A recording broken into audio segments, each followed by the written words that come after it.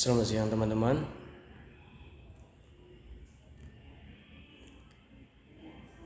Terima kasih kepada teman-teman karena memberikan waktu dan kesempatan ke kelompok kami untuk mau mempresentasikan hasil kerjasama kami selama ini.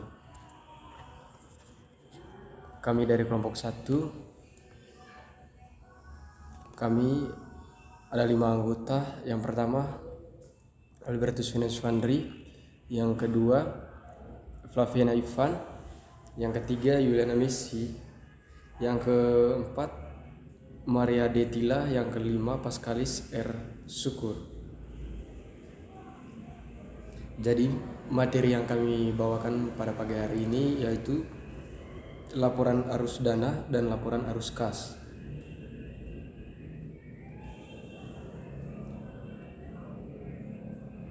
Jadi saya akan mau melanjutkan menjelaskan yang pertama, pengertian laporan arus dana merupakan ringkasan perubahan posisi keuangan perusahaan dari suatu periode ke periode lain. Tujuan dari laporan arus dana adalah menyajikan informasi mengenai penerimaan dan pengeluaran kas dalam suatu periode akuntansi. Selain bermanfaat bagi perusahaan, laporan ini juga memiliki manfaat untuk investor, kreditor, dan lain-lain. Laporan arus kas dinilai lebih baik dari data aktual untuk melihat kondisi keuangan perusahaan. Dengan laporan ini kita bisa membuat prediksi mengenai kemampuan entitas suatu perusahaan dalam menghasilkan arus kas di masa depan.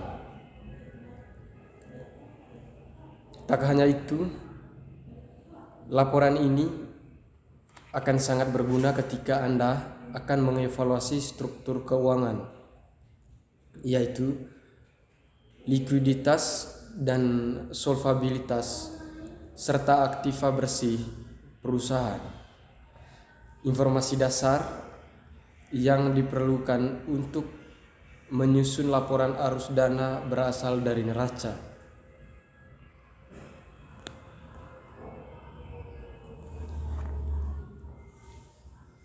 Laporan arus dana.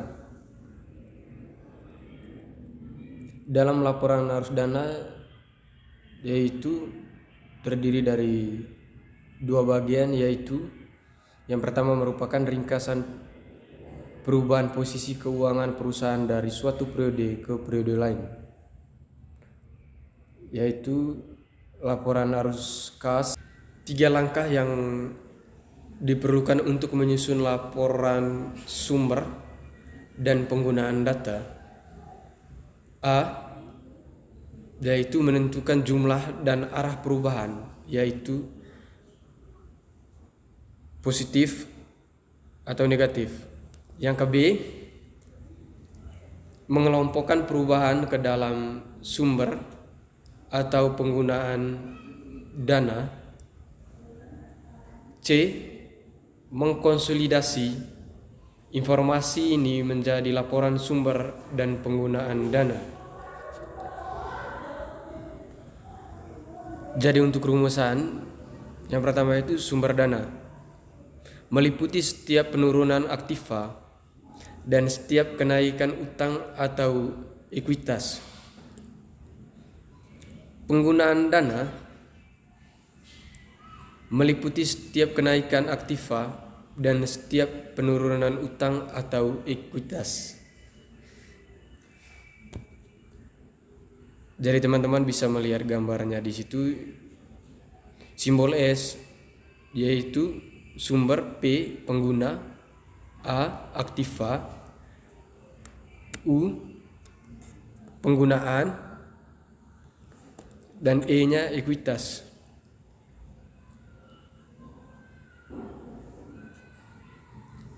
Jika sumber di aktiva turun,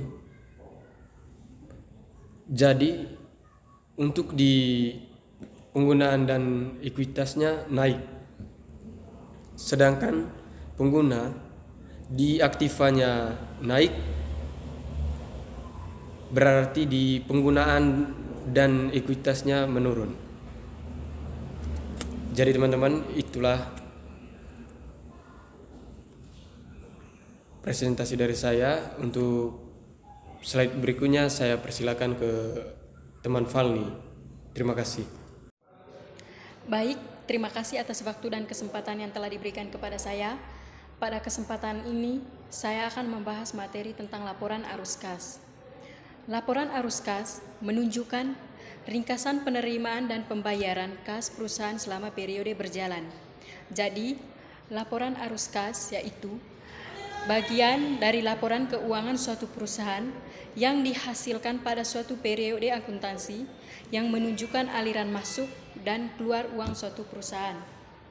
Laporan arus kas dapat membantu manajer keuangan untuk menilai dan mengidentifikasi suatu perusahaan dalam melakukan yang pertama itu kemampuan perusahaan memperoleh arus kas masuk bersih di masa yang akan datang dan kegiatan operasional untuk membayar utang, bunga, dan dividen.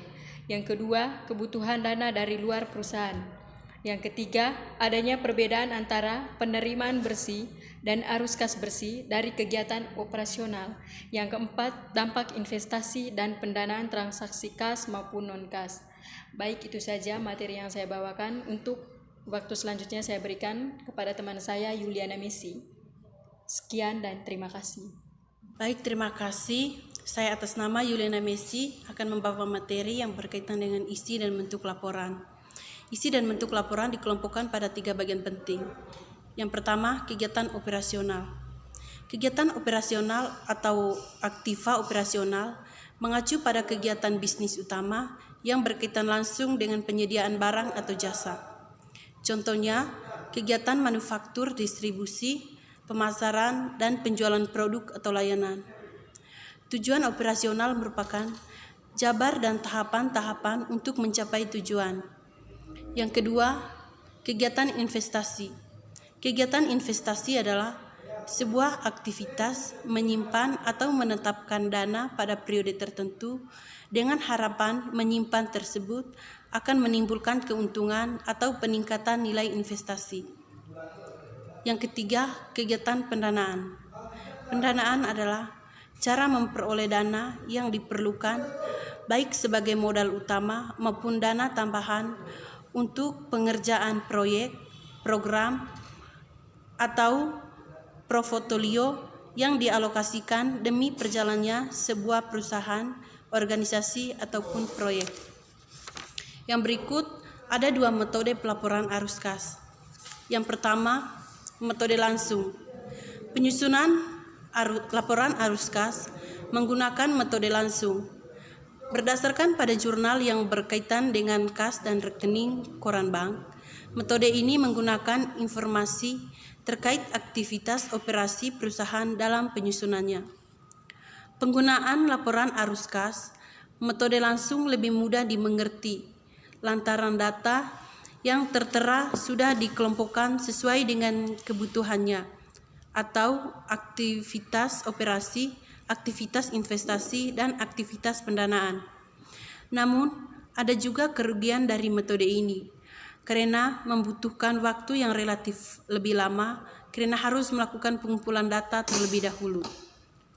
Yang kedua, metode tidak langsung. Laporan arus kas, metode tidak langsung disusun dengan 3 elemen secara lengkap. Sumber data dari laporan arus kas, metode tidak langsung adalah laporan laba rugi periode bersangkutan. Laporan laba rugi tersebut digunakan untuk mengetahui laba bersih milik perusahaan. Sumber data berikutnya yang dijadikan sebagai patokan dalam penyusunan laporan arus kas. Metode tidak langsung adalah neraca pada periode berikutnya. Penyusunan arus kas tersebut dilakukan dengan membandingkan neraca dan laporan laba rugi. Kegunaan dari perbandingan data antara laporan laba rugi terkini dan neraca periode berikutnya digunakan untuk memantau pergerakan instrumen yang berkaitan dengan kas. Perusahaan juga bisa mengetahui tingkat kenaikan instrumen yang berhubungan dengan kas. Itu saja materi yang saya paparkan. Sekian dan terima kasih. Terima kasih atas waktu dan kesempatan yang diberikan kepada saya. Nama saya Mariana Kostatila dan saat ini saya akan menjelaskan tentang arus kas kegiatan operasional. Yang pertama, pengertian arus kas kegiatan operasional. Arus kas operasional adalah arus kas yang terkait dengan operasi perusahaan pada masa periode tertentu. Dan untuk kas masuk yang pertama dari penjualan barang, maksudnya sebuah usaha atau langkah konkret yang dilakukan untuk memindahkan suatu produk, baik itu barang ataupun jasa. Dan yang kedua dari penghasilan bunga dan dividen. Penghasilan dividen objek pajak namun tidak terkena potongan atau pemungutan pajak penghasilan. Penghasilan dividen menjadi objek pajak dan terkena pemotongan atau pemungutan pajak penghasilan. Kas keluar yang pertama untuk membayar supplier. Untuk membayar supplier misalnya, pelanggan atau pembeli harus segera melakukan pembayaran dan angka jatuh tempo saat produk dikirim. Yang kedua, untuk membayar pegawai merupakan pembayaran kepada tenaga kerja atau karyawan yang didasarkan pada rentan waktu seperti gaji, mingguan, dan bulanan. Yang ketiga, untuk membayar bunga. Misalnya, bank menawarkan bantuan dalam bentuk kredit. Dan yang keempat, untuk membayar pajak. Misalnya, pajak atas kekayaan. Itu saja pemaparan materi dari saya. Baik, saya atas nama Pasca Cermin Syukur akan melanjutkan penjelasan materi dari teman saya yang berkaitan dengan isi dan bentuk laporan dari arus kas. Di sini saya akan menjelaskan yang berkaitan dengan arus kas kegiatan investasi, yang dimana arus kas kegiatan ini memiliki dua bentuk kas, yaitu kas masuk dan kas keluar. Yang pertama, kas masuk adalah penerimaan tunai dari penjualan atau pendapatan usaha lainnya, seperti penjualan aset tetap yang mencakupi properti, pabrik, peralatan, bangunan, mesin produksi, kendaraan, dan tanah. Sehingga perusahaan bisa menambah kas dari penjualan aset-aset tersebut. Misalnya perusahaan menjual kendaraan atau mesin produksi, yang dimana dari penjualan ini perusahaan mencatat adanya kas masuk dan aset berkurang. Selain itu, penjualan obligasi juga atau saham dapat menambah kas karena menjual obligasi. Maka perusahaan akan dengan jelas menyatakan jumlah dana yang dibutuhkan, yang dikenal dengan istilah emisi obligasi. Yang kedua, kas keluar. Kas keluar adalah bukti bahwa pihak perusahaan telah mengeluarkan uang tunai dalam hal pembelian peralatan mesin produksi perusahaan, sehingga perusahaan mencatat sebagai pengeluaran kas atau pembelian tersebut, yang dimana perusahaan membeli atau menambah mesin baru, maka perusahaan dapat menghasilkan lebih banyak output. Demikian juga ketika mengakuisisi perusahaan lainnya. Pembelian saham pada perusahaan lain, skala operasi perusahaan juga meningkat. Keduanya masuk dalam kategori aktivitas investasi. Ketika skala operasi perusahaan meningkat, kita mengharapkan perusahaan akan menghasilkan pendapatan yang lebih tinggi di masa depan perusahaan, sehingga dapat lebih efisien melalui meningkatkan ekonomi operasi. Karena itu, banyak pihak, terutama investor saham, memandang arus kas negatif dan aktivitas investasi sebagai sinyal yang baik untuk pertumbuhan perusahaan ke depan. Oke, selanjutnya saya akan menjelaskan arus kas kegiatan pendanaan. Yang pertama, kas masuk. Kas masuk dari kegiatan pendanaan menunjukkan perusahaan yang mana menaikkan kasnya untuk mempertahankan atau menumbuhkan operasionalnya. Sumber perusahaan bisa dari hutang atau ekuitas. Ketika perusahaan memiliki hutang, biasanya menerbitkan atau menjual obligasi atau mengambil pinjaman dari bank. Bagaimanapun juga, perusahaan harus bisa membayar bunga kepada pemegang obligasi atau kreditur. Sebagai kompensasi, mereka telah meminjamkan uangnya kepada perusahaan. Ketika perusahaan memilih rute ekuitas, perusahaan mengakuisisi perusahaan lainnya. Pembelian saham pada perusahaan lain, skala operasi perusahaan juga meningkat. Keduanya masuk dalam kategori aktivitas investasi. Ketika skala operasi perusahaan meningkat, kita mengharapkan perusahaan akan menghasilkan pendapatan yang lebih tinggi di masa depan perusahaan sehingga dapat lebih efisien melalui meningkatkan ekonomi operasi. Karena itu, banyak pihak, terutama investor saham, memandang arus kas negatif dan aktivitas investasi sebagai sinyal yang baik untuk pertumbuhan perusahaan ke depan. Oke, selanjutnya saya akan menjelaskan arus kas kegiatan pendanaan. Yang pertama, kas masuk.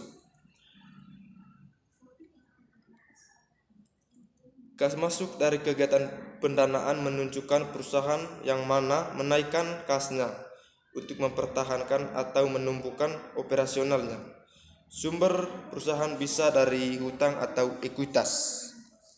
Ketika perusahaan memiliki hutang, biasanya menerbitkan atau menjual obligasi atau mengambil pinjaman dari bank. Bagaimanapun juga, perusahaan harus bisa membayar bunga kepada pemegang obligasi atau kreditur.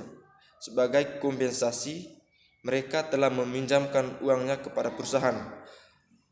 Ketika perusahaan memilih rute ekuitas, perusahaan menerbitkan saham yang dibeli investor. Beberapa perusahaan melakukan pembayaran dividen kepada pemegang saham yang merupakan biaya ekuitas bagi perusahaan.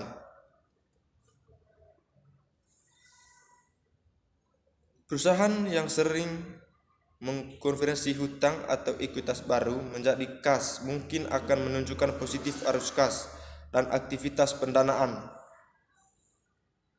Namun itu juga bisa menjadi tanda bahwa perusahaan sedang tidak menghasilkan pendapatan yang cukup. Juga ketika suku bunga naik, maka biaya pembayaran hutang juga naik. Investor akan melihat lebih dalam karena arus kas positif bukan pertanda baik bagi perusahaan yang sudah dibebani banyak hutang. Yang kedua, kas keluar. Arus kas dari kegiatan pendanaan menunjukkan perusahaan sedang membayar hutang, tapi juga berarti perusahaan sedang menarik hutang atau membuat pembayaran dividen dan pembelian saham kembali, yang membuat investor mungkin merasa lega.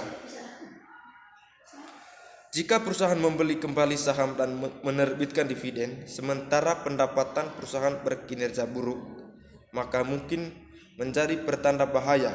Manajemen perusahaan mungkin berusaha untuk menopang harga sahamnya, menjual investor senang, tapi tindakan mereka mungkin bukan yang terbaik untuk jangka panjang perusahaan. Baik teman, itu saja hasil presentasi dari kelompok kami. Sekian dari kelompok kami. Terima kasih. Waktu dan kesempatan saya kembalikan ke moderator. Terima kasih. Ya teman-teman, itu saja hasil presentasi kami pada siang hari ini. Dan terima kasih juga buat teman-teman saya karena telah memaparkan materinya. Dan untuk teman-teman, jika ada penyampaian kata oleh kami kelompok 1,